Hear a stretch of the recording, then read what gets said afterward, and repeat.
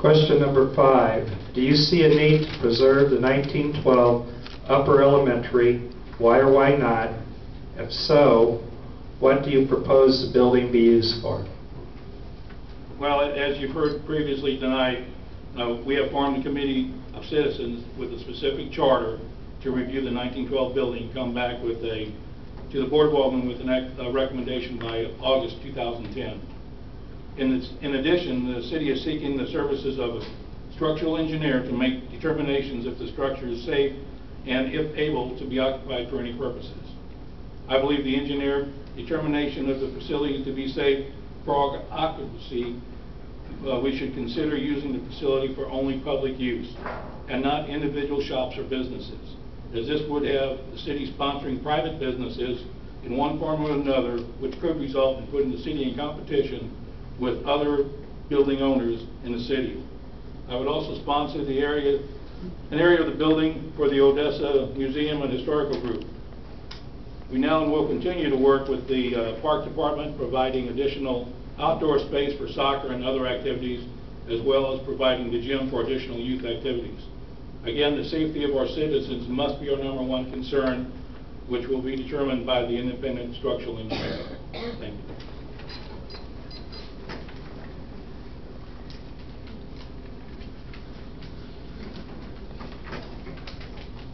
Myself, like others, the 1912 building means a lot to me. I played football on the ground and ran track, played basketball in the gym, and walked across the stage and got my high school diploma.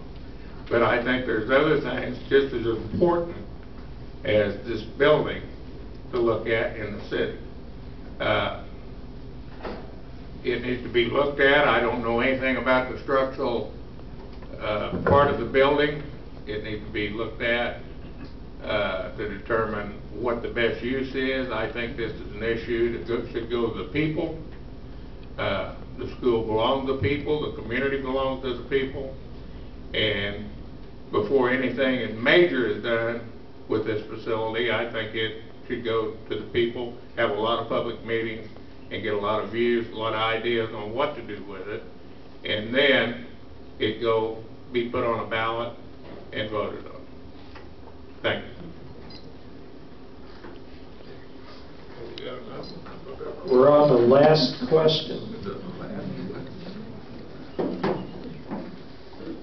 Number 3, how do you plan to garner citizen input on the issues facing the city, and how do you plan to keep the public informed as to what is taking place in the city?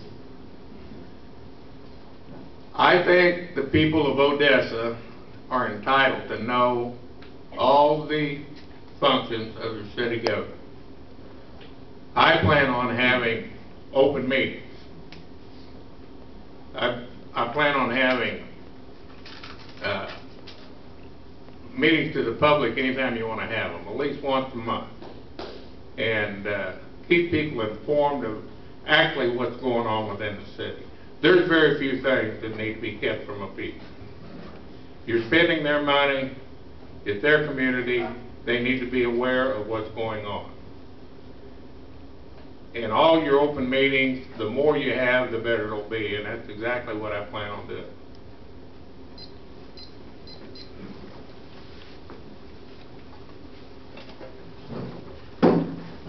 Well, this is another one of those questions that came up earlier, and basically all the possible answers have been given to you, but I'll give you mine.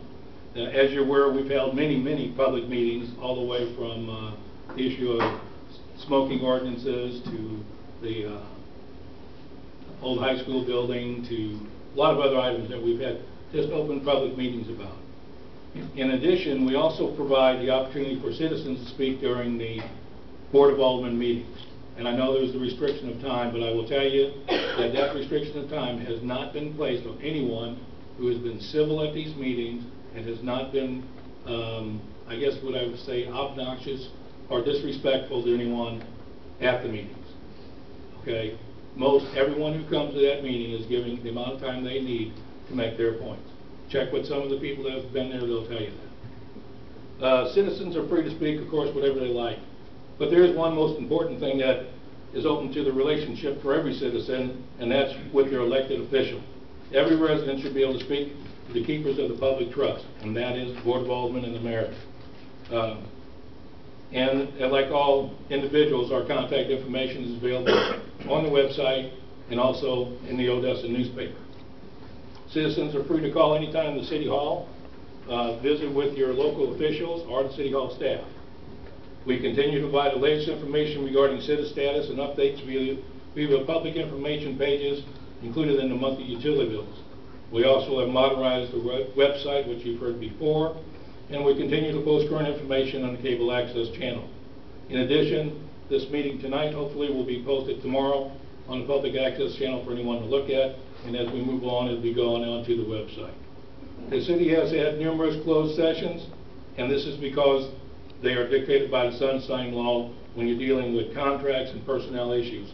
Personnel issues being that involving individuals. Time up. Thank you. Okay, that concludes the mayoral session. Okay, we are going to ask the R7 candidates to come up, and we'll ask several questions. And Aaron Dillon, if he could come up.